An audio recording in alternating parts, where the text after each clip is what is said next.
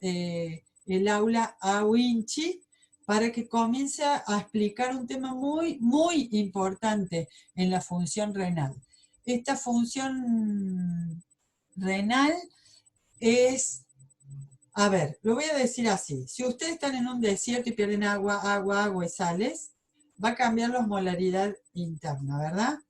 Si cambia su osmolaridad del medio interno y hay mucha deshidratación, el organismo va a tender a tratar de reabsorber todo el agua que pueda, pero no tantas sales, porque reabsorber muchas sales significaría aumentar la osmolaridad por arriba del límite superior normal. Hasta un cierto punto se reabsorben todo lo que se puede de agua y sales, pero después ya necesitamos solo agua. En el caso opuesto, una persona que diluye mucho su medio interno, mucha agua, mucha agua, mucha agua y no ha comido, o por ejemplo, nos fuimos de solución fisiológica suero, suero, suero, sin un osmótico, entonces le diluimos mucho el medio interno. El riñón, ¿qué tiene que hacer? Tratar de eliminar más agua, más diuresis, pero retener las pocas sales que no se le vayan a la orina. Lo que estoy planteando es, nosotros vimos que si reabsorbemos sales, sigue el agua, reabsorción obligada. Pero ¿qué pasa si el organismo necesita manejar diferencialmente las dos cosas? Quiere solutos pero no agua, o quiere agua y no tanto solutos. Allí es fundamental en la recuperación del agua o de la eliminación de solutos el mecanismo que se llama de contracorriente.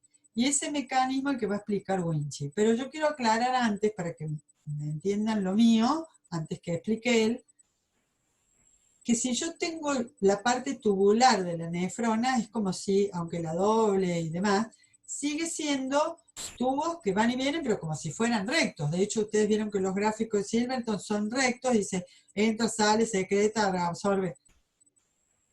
Pero cada vez que yo saque agua, va el soluto. Cada vez que yo saco solutos, va agua. Entonces, la única forma que existe en la ingeniería, que le han copiado el riñón también sin querer, de reabsorber agua sin sales diferencialmente, es acodar un tubo, o sea que lo hagamos en forma de U con sus dos partes cerca. Por eso el asa de Henry. Lo van a entender mejor ahora que Winchi les explique, por supuesto, y yo los dejo con él ahora que explique contracorriente. ¿Querés que te comparta, Luis, el gráfico del mecanismo de calor? Sí, compartime la diapositiva Ahí va, digamos, del contracorriente en la sangre, como ahí para va, iniciar por ahí. Así, ahí voy. un segundo, que todavía hay gente que está ingresando. Ah,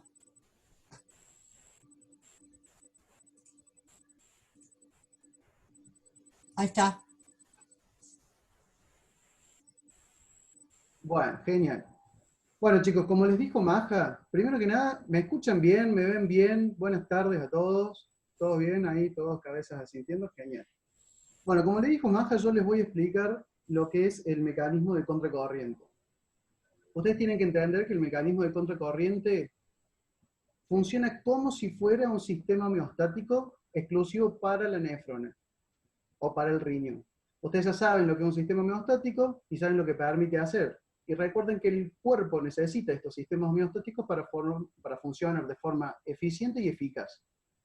Eficaz sería poder cumplir su tarea y eficiente poder cumplirla de la mejor manera posible.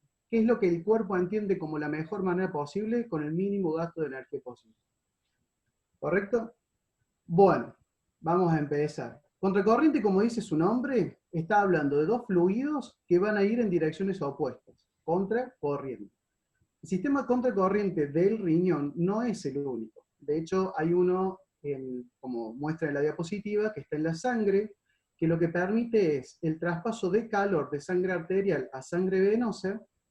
La sangre venosa, como viene de la periferia y está más en contacto con los tejidos que están en contacto con el medio externo, pierde calor hacia el medio externo entonces se empieza a enfriar. ¿Qué pasa? El cuerpo, si pierde calor en cualquier parte de sus tejidos, digamos, nosotros nos manejamos dentro de un rango de temperaturas deseables. Por debajo o por encima pasamos a quemarnos o a tener una hipotermia. Y esto se cumple para todos los tejidos. Entonces, a través del sistema de contracorriente sanguíneo, el cuerpo lo que hace es transmitir calor para aquellas zonas donde han perdido calor al medio externo, y de esa forma mantener un isoterma a lo largo de todo el cuerpo. Bien, ¿qué pasaría si no estuviese este sistema de contracorriente? Bueno, ahí tienen el dibujito de la izquierda. Si no tuviésemos este sistema de contracorriente, mucho del calor que nosotros producimos se iría hacia el medio externo, o sea, lo perderíamos, lo cual nos obligaría a nosotros a intentar compensar esa pérdida de calor mediante o sistemas homeostáticos o sistemas de compensación externa, ya sea abrigándonos o calefaccionando el ambiente. Bien, pásame la próxima diapositiva, Maja, por favor. Bueno, puntualmente en el sistema de contracorriente renal, vamos a hablar de dos fluidos. Por un lado, el líquido filtrado que corre a través de los túbulos renales, y por otro lado, el volumen sanguíneo o la sangre que corre por dentro de los vasos rectos. Tanto uno como otro van constantemente juntos. Bien, nosotros nos vamos a enfocar en el asa de Henle para hacer esto más gráfico y que ustedes lo puedan entender bien con mayor detalle. Pero entiendan que van uno de la mano del otro. Vamos a seguir el camino de los vasos rectos, o si lo quieren ver de la otra forma, el camino inverso del túbulo renal.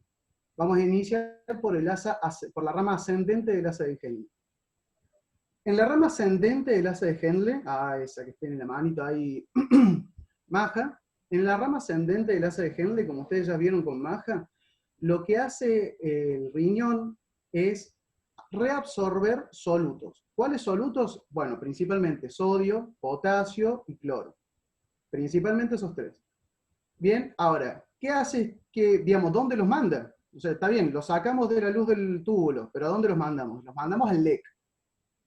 Bien. A medida que se van concentrando estos solutos en el LEC, se va disminuyendo la osmolaridad del líquido que estaba en la luz del túbulo renal. Porque nosotros tenemos la misma cantidad de solvente, pero cada vez le vamos sacando más soluto. Si se acuerdan de soluciones de química inorgánica, ahora van a entender para qué tenían que estudiar esas cosas. Bueno, cuestión. Nosotros le estamos sacando solutos a una solución. Por lo tanto, estamos dejando la cantidad de solvente constante. Pero esos solutos que nosotros le estamos sacando a la solución, los estamos concentrando en otro lado. ¿A dónde? En el LEC. Ahora, ¿qué pasa con el gradiente de concentraciones una vez que se me juntó muchos solutos en el LEC? Y bueno, deja de fluir solutos. ¿El problema cuál es? Que no puede dejar de fluir porque el cuerpo necesita reincorporar todos esos aniones o cationes, porque esto funciona de demanda, digamos. El cuerpo los necesita reabsorber. Si no los reabsorbe, los elimina. Y si los elimina, nosotros los tenemos que reincorporar desde otro medio externo, ya sea comiendo fruta o tomando pastillas con estos aniones y cationes. No es lo ideal. Lo ideal es que el cuerpo los reabsorba. Entonces, ese gradiente nunca se puede volver en contra, porque yo necesito reabsorber todo lo que mi cuerpo me pida que reabsorba. Entonces, alguien me tiene que sacar del LEC todos esos solutos que se me fueron concentrando ahí a medida que se fueron yendo desde la luz del túbulo renal. Bueno, ahí es donde entra en juego los vasos rectos. Esos solutos que estaban en el LEC van a ir al vaso recto. Bien, y a medida que se van depositando en el vaso recto, se van a ir alejando de las concentraciones del LEC. Fíjense que uno va hacia abajo y otro va hacia arriba. Ya les voy a dar un ejemplo como para que lo puedan entender más práctico. Bien, si ustedes se fijan los valores de miliosmoles, en la luz del túbulo renal arrancamos en 1200 miliosmoles, que quiere decir que eso estaba súper concentrado, y terminamos a lo largo de un proceso de dilución, en el cual hemos perdido soluto, en 100 miliosmoles. Perdimos 900, 600 y después llegamos a 100 miliosmoles. Por el contrario, en los vasos rectos, La concentración ha ido aumentando, los miliosmoles cada vez son más. Empezamos con 300 iniciales, pasamos por 500, 600, 900, hasta 1200. ¿Por qué aumenta uno y disminuye el otro? Y porque necesitamos mantener constante la concentración de solutos en el LEC para poder mantener el gradiente y de esa forma poder reabsorber lo máximo posible. ¿Se entiende? ¿Hasta acá vamos bien? ¿Alguien tiene dudas? ¿No? ¿Sí? Avisen. Perfecto. Bueno, exactamente lo mismo, pero con un pequeño cambio, pasa en la rama descendente del asa de Henle. Nos vamos a la otra mitad de esta imagen. En la rama descendente del asa de Henle, el asa lo que hace es principalmente es absorber agua. Bien, como ustedes ven, la concentración inicial del asa de Henle es de 300 miliosmoles y a medida que vamos descendiendo, vamos a ir concentrándonos. ¿Por qué? Porque la cantidad de solutos es constante, pero cada vez le sacamos solvente. O sea, cada vez tenemos menos agua, como quien dice. Bien, ¿esa agua dónde se me va? Y se me va al LEC. Y a medida que se me acumula agua en el LEC, la concentración del LEC cada vez se me va a ir disolviendo cada vez más. Entonces quiere decir que se me va a volver menos concentrado el LEC. Y volvemos a lo mismo, recordemos que así como el calor fluye de zonas más calientes hacia zonas más frías, el agua fluye de zonas de mayor concentración, de zonas de menor concentración a zonas de mayor concentración. El agua siempre quiere disolver, es su función principal. Entonces, cuando el LEC esté terriblemente diluido, ya no va a haber flujo de agua, entonces el cuerpo va a verse impedido de poder absorber más agua. Acá nos hacen una pregunta. A ver, Saria, ¿sale de los restos de edad, pasa por el LEC y de ahí vuelve a entrar en los vasos rectos? No, por el momento quédate, Nadia, con que sale de los vasos del asa, entra en el LEC y del LEC va a los vasos rectos. Bien. Como ven en la imagen, un poco de agua pasa de un vaso al otro, pero, digamos, no se confundan con eso porque, digamos, no es la principal función. Lo importante es la relación que hay entre los túbulos renales y los vasos rectos. Bien, sigo. Entonces les decía, a medida que se vaya concentrando, digamos, a medida que se vaya acumulando el agua en el LEC, la concentración del LEC va a verse disminuida porque cada vez está más diluida. Para que yo pueda seguir absorbiendo agua, tengo que quitar el agua que puse en el LEC para mantener el gradiente. ¿Me siguen? De vuelta, esa agua que se me concentra en el LEC va a ir a parar a los vasos rectos, que si ustedes se fijan en lo que explicamos hace un momento, los vasos rectos hace un rato se habían llenado y llenado y llenado de solutos, o sea que están recontra concentrados, 1200 miliosmoles. Entonces, ahí la concentración es favorable para que el agua fluya desde el LEC hacia los vasos rectos. Y los vasos rectos se los van a ir llevando lejos de los túbulos renales. Ustedes, para que entiendan el sistema de contracorriente, piénsenlo de esta forma. Imagínense que están ustedes, al lado de ustedes estoy yo, y del otro lado hay una fila de amigos interminables. ¿Bien? Yo tengo un soluto, que para el ejemplo va a ser una cajita. Yo tengo una cajita, se las doy a usted y le digo, dásela a tu amigo. ¿Bien?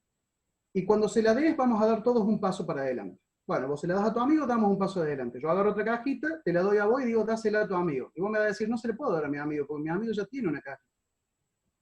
Y mi amigo no puede agarrar dos cajas.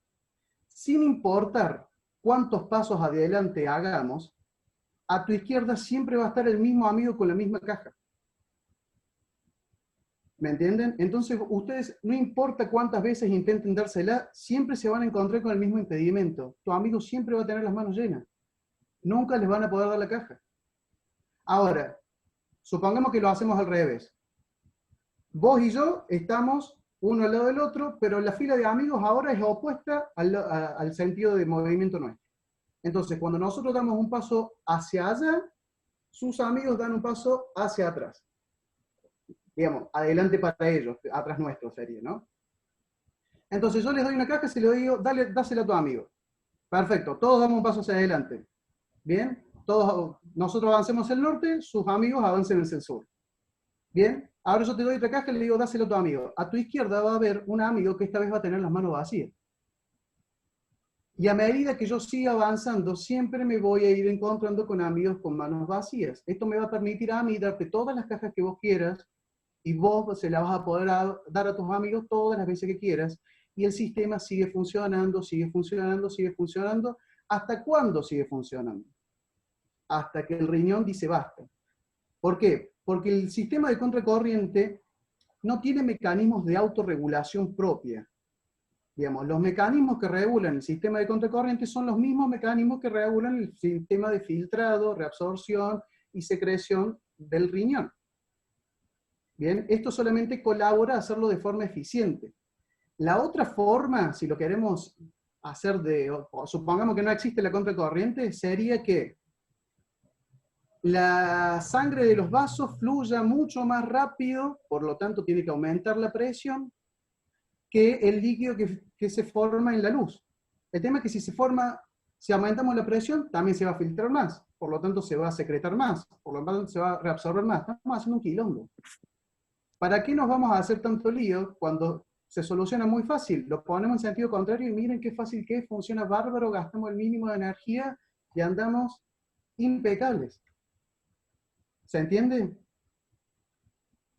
¿Alguien tiene alguna duda?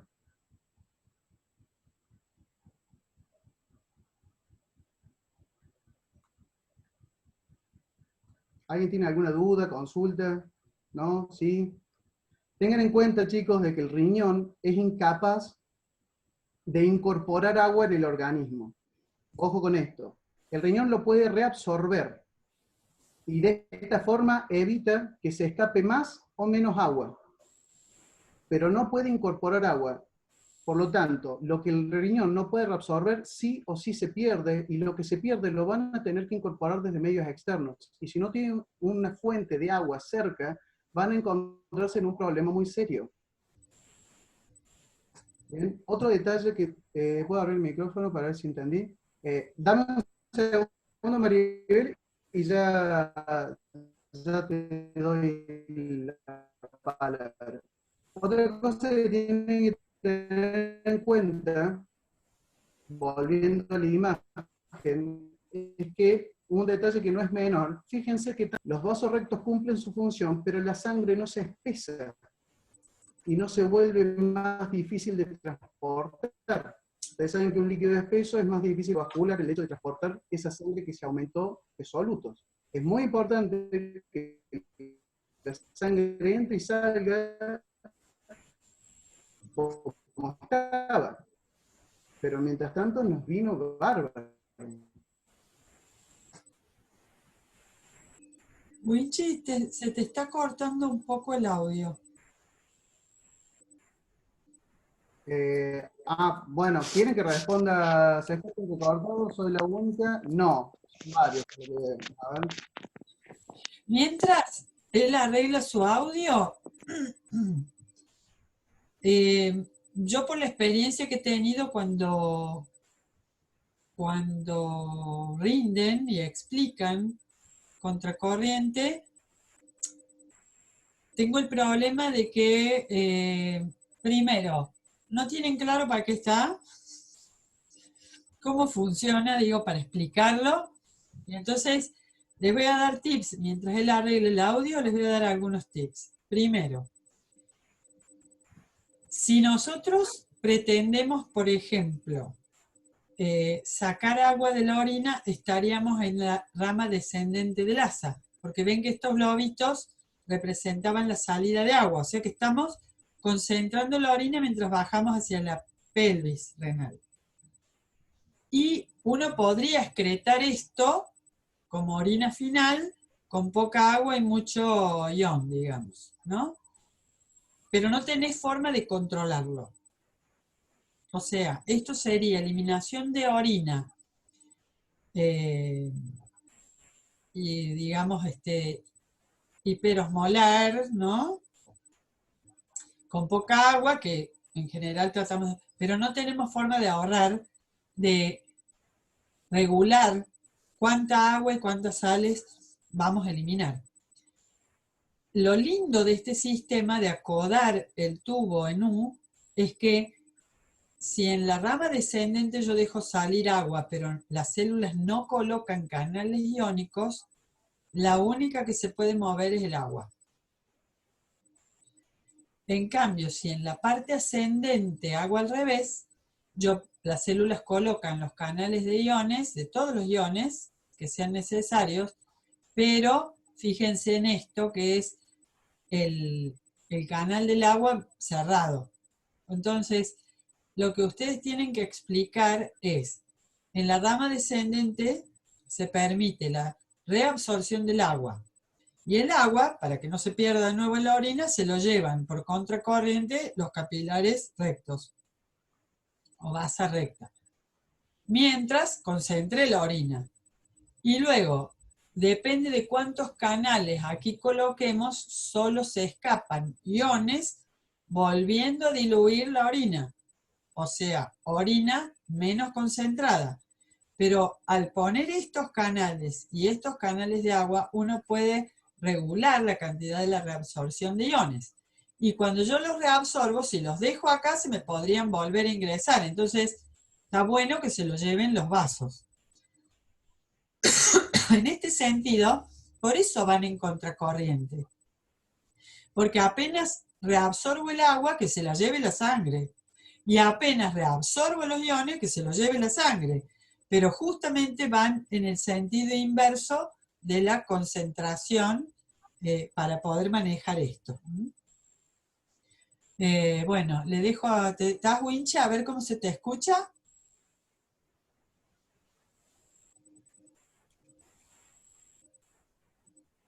A ver, ¿me escuchan bien? ¿Se escucha recortado? Muy entrecortado. ¿Alguien me puede dar aquí una señal de vida? Por Muy el chat de entrecortado. última, chicos. El problema de internet no es del Ahí, compu dale. y Ahí, tengo... dale. Ahí, dale que se te escucha. A ver si... Ahí vamos. Bueno, primero le vamos a responder a Miguel. Miguel, lo último que dije es que tengamos en cuenta lo importante que es que tanto la concentración de flujo sanguíneo en los vasos rectos de entrada como de salida es exactamente la misma. ¿Por qué? Porque es importante tener en cuenta que después de este proceso, la sangre no se vuelve más espesa, simplemente entra y sale en la misma situación. Entra, hace su trabajo y se ve exactamente en la misma situación, no se ve afectada en lo más mínimo. Bien, si nosotros se nos espesara la sangre a un nivel que no lo podemos manejar, sería una situación similar a las personas que tienen trombofilia, que es un trastorno donde se forman coágulos de sangre y por lo tanto se vuelve más espesa. Bien. O las personas que tienen, por ejemplo, glucosa alta, que tienen alta concentración de glucosa y tienen la sangre más espesa. Entonces, es importante que no importa cuánto trabaje el riñón, la sangre entra y sale y se mantiene exactamente igual. Eso por un lado. Por otro lado, teníamos otra pregunta de Maribel Baigorria. Te voy a pedir, Maribel, de que habilites el micrófono y nos preguntes lo que querías preguntarnos. Quería consultar, entonces, básicamente en el tubo contorneado, la rama ascendente se deshace de los iones, de los solutos, digamos. Y en el recto de la rama descendente los toma, ¿cierto? ¿Muy bien así? No, te explico. En la rama descendente, lo que se reabsorbe, te corrijo el término porque no se deshace. Deshace quiere decir que uno lo tira a la basura. Y estamos haciendo precisamente todo lo opuesto, lo estamos volviendo a utilizar. Lo estamos rescatando para volverlo a utilizar en propiedad, nada más. Entonces, lo que hacemos en la rama descendente es, vos imagínate que tenés un bol con bolitas, ¿bien? Si le saco agua, las bolitas van a estar más juntas, por decirlo de alguna forma. Entonces eso se me concentra. Perdón si se escucha entrecortado, pero sinceramente no puedo hacer nada. Es que mi internet está fluctuando. Bueno, Bueno, sigo. Te perdón. decía, vos tenés un bol con bolitas y agua. Sí, Maja. No, que quería corregir una sola cosita, que es, ojo, esto es después del túbulo contorneado proximal. eh, Estamos en la rama descendente del asa de Henle y en la rama ascendente del asa de Henle, que son las que se ponen en U desde la corteza hacia la médula, entrando en la médula. Es más, estas son las asas de Henle bien largas, las yuxta medulares que tienen el asa larga. Entonces, no es proximal esto ya. ¿Mm? No. Está justo después del proximal, digamos, y antes del distal, si lo queremos ubicar de alguna forma. Claro. Entonces, bueno, te decía, primero la concentración del líquido que está, del líquido filtrado dentro del túbulo renal, se me va a concentrar porque le saco agua. Bien, pierdo agua, pero mantengo la misma cantidad de solutos. Como mantengo la misma cantidad de solutos, esos solutos cada vez están más juntitos. Bien, a medida que va avanzando por el túbulo renal, por el asa de Henle, perdón, pasa la horquilla del asa de Henle y arranca el proceso ascendente de la rama, donde ahora tenía la misma cantidad de agua que al principio, pero ahora le voy a sacar las pelotitas. Por lo tanto, cada vez hay más espacio para las pelotitas. Bien, primero le saqué agua y después le saqué las pelotitas, o los solutos en este caso. Por esa razón es que la concentración disminuye. ¿Quedó claro ahora?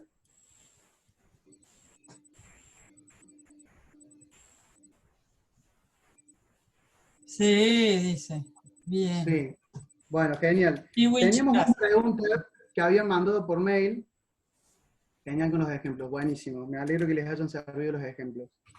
Teníamos una pregunta que nos habían mandado por mail y nos preguntaban por qué en el tubo proximal, cuando pasa a ser asa de Henle, disminuye su tamaño y luego vuelve al tamaño original. Ah, sí, Bueno, muy buena.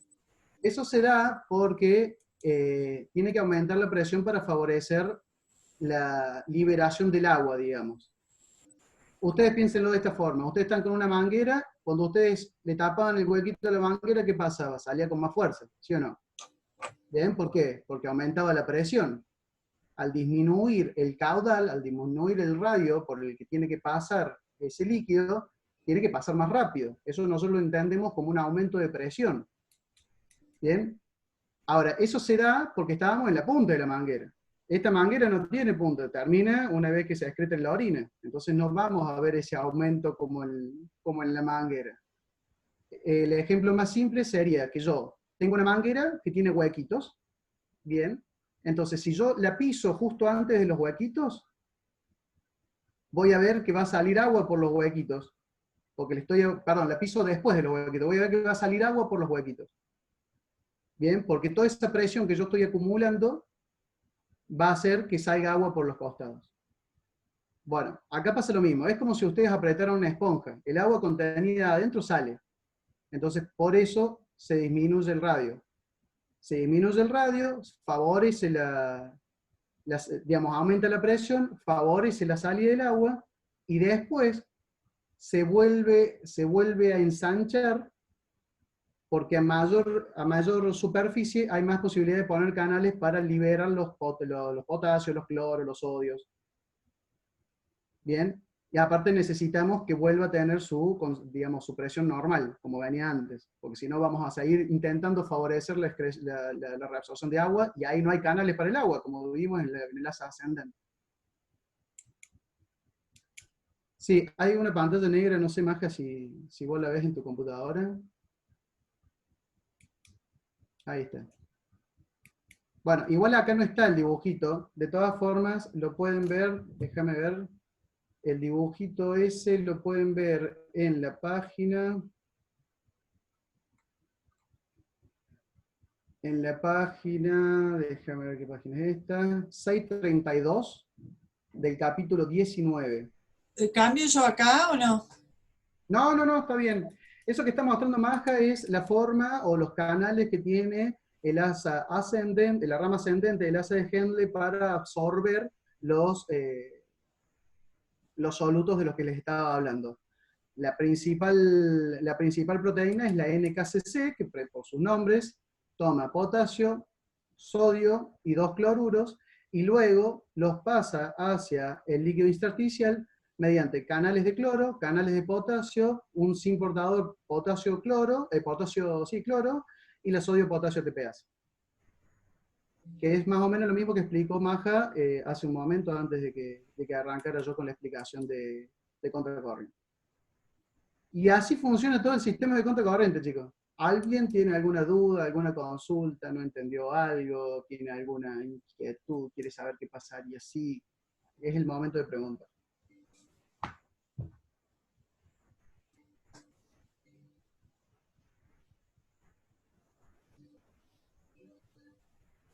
¿Nadie? Bueno, le cedo la posta entonces de vuelta a Maja. Igual creo que ya estamos medio complicados con el tiempo. ¿A Sí, qué hora nos reconectamos? queda 1 minuto 46, así que sí, terminemos acá y Bueno, perfecto. retomamos más o menos en 15 cuando yo termino de grabar, ahí retomamos. Dale. Bueno, chicos, nos vemos.